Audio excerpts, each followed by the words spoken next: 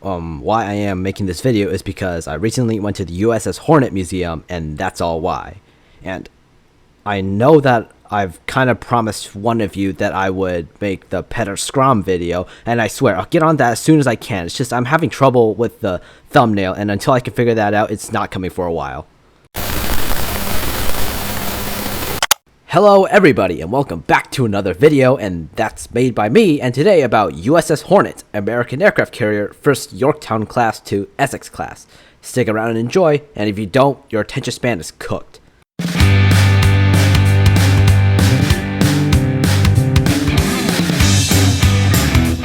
So, our story begins with a Yorktown-class USS Hornet, with its construction being part of two Yorktown-class carriers planned to be built, and with the remaining allocated tonnage, what would become the carrier Wasp due to those naval treaties. With war looming around the corner for Europe, the USA decided to build a third carrier, and following that, the first Essex-class carrier. Laid down on 25th of September in 1939, launched on the 14th of December in 1940, and commissioned in the 20th of October It's no matter, just cut it out. Just cut it out. Anyways, and commissioned in the 20th of October in 1942. The Yorktown-class USS Hornet had a length of around 824 feet or around 251 meters, a beam of around 83 feet or 25 meters at the waterline, and a beam of around 114 feet or around 35 meters overall. The draft was around 28 feet or around 8 meters below the waterline, and a total displacement of 20,321 tons. The AA artillery was 4 quadruple 28mm AA guns and 8 127mm dual-purpose guns, which could shoot both at planes and other boats. Main belt armor was around 2.5 inches to 4 inches or 64 to 102mm thick. Deck armor was around 4 inches or 102mm thick. Conning tower armor was also around that thickness. The power plants were 9 Babcock and Wilcox boilers, 4 geared steam turbines, 4 shafts, with a power output of 1,200,000 horsepower with a maximum speed of around 32 knots. Cruising range was around 12,500 nautical miles at 15 knots. And guess what? USS Hornet had like 2 nicknames. One of them is, in quotes, Happy Hornet, and you'll never believe the other one. And this is also in quotes, Horny Maru. I think I said that correctly.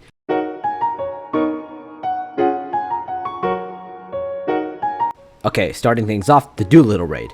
The Doolittle Raid for USS Hornet went down like this. Along with Hornet's escorts, they departed Alameda to head for Japan in 1942. 11 days later, Hornet joined USS Enterprise. Whoops, not this Enterprise, this Enterprise, which provided air patrol cover. The task force was supposed to be within 400 nautical miles from Japan, but a Japanese patrol boat spotted them, and USS Nashville dropped it quickly. From 600 nautical miles, Doolittle and his raiders taken off prematurely because the task force was spotted by that Japanese patrol boat, and none of the aircraft launched ever reached their designated Chinese landing strips as planned. While it was later turned out that the message, although not really encrypted or not, it sounded encrypted to me, was kind of messed up through the thing, so they never really decoded that, but so the premature takeoff wasn't really necessary. When Hornet was preparing aircraft launching, heavy seas made the ship pitch violently, like rocking around the Christmas tree. I can't sing more, I'll get copyrighted. But anyways, happy holidays everybody. Sea spray all over the bow, the flight deck and officers got drenched. The lead B-25 had difficulty taking off, but eventually all 16 bombers took off. Heading for Tokyo. Ah, yes, Tokyo. Tokyo ni ikimashou. So. Oh, and speaking of Tokyo, my family and I are planning a trip that was originally that my sister wanted to go, but then she refuses to learn Japanese. I mean, like, it's her trip, so she should learn Japanese, but I have to because, I mean, I'll have to be our translator, but I haven't learned Japanese in a while, so I have to brush up. But anyways, back onto the main topic.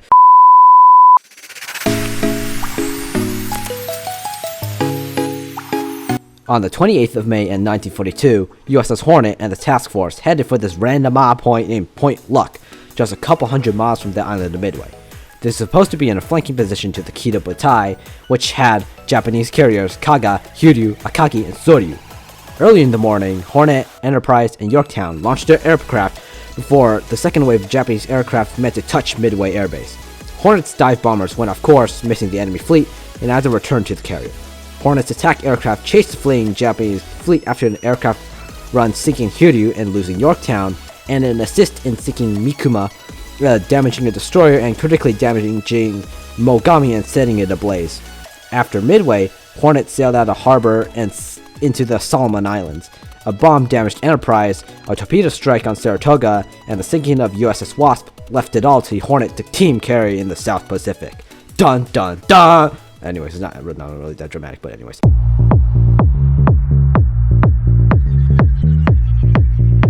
In October of 1942, Enterprise's planes damaged Zuiho, while Hornet's planes hit Shokaku and Chikuma, along with 2 other cruisers. Hornet was attacked by coordinating dive and torpedo bombers. One Val dive bomber crashed into Hornet's island structure, causing severe damage. A couple Kate bombers scored 2 hits, which crippled Hornet. As Hornet was able to launch or land any aircraft and couldn't move, forcing Hornet's aircraft to land on Enterprise or just ditch into the sea. The American cruiser Northampton, on orders, attempted to tow Hornet out of the battlefield. The Japanese planes were attacking Enterprise, which allowed Northampton to tow Hornet at like 5 knots.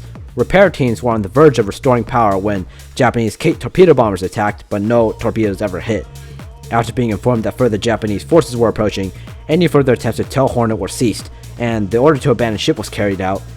And the American ships tried to scuttle Hornet, but the carrier refused to sink, and it only took Japanese destroyers Makigumo and Akigumo to sink Hornet.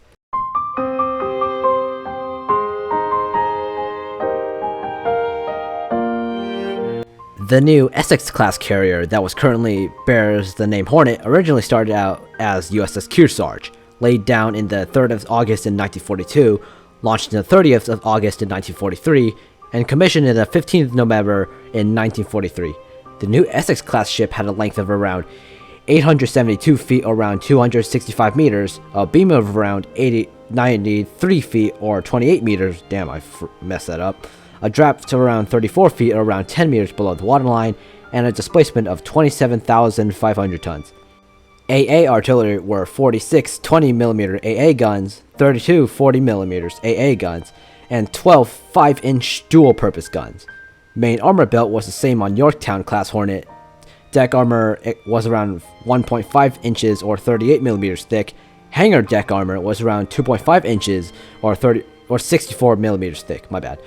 The main power plants were 8 Babcock and Wilcox boilers, 4 geared steam turbines, and 4 shafts, with a power output of 1,500,000 horsepower with a maximum speed of 33 knots.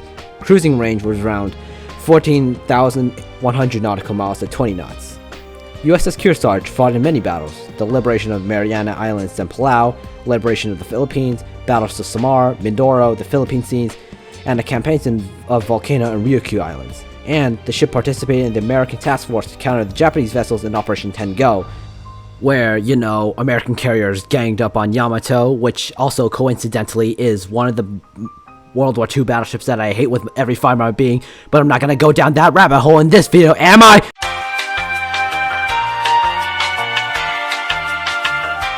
Peacetime tensions from 1951 to 1959 saw Hornet recommissioned, and the ship sailed to New York for a conversion to an attack carrier.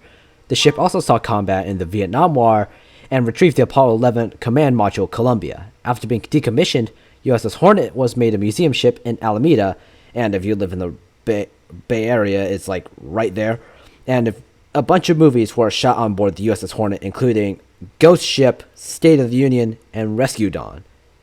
Anyways, that's a wrap. If you enjoyed this video, then great. You can give me your video suggestions in the comments below, and I will hypothetically, accidentally, on purpose make a video on it, and with no further things to say, you can go away now.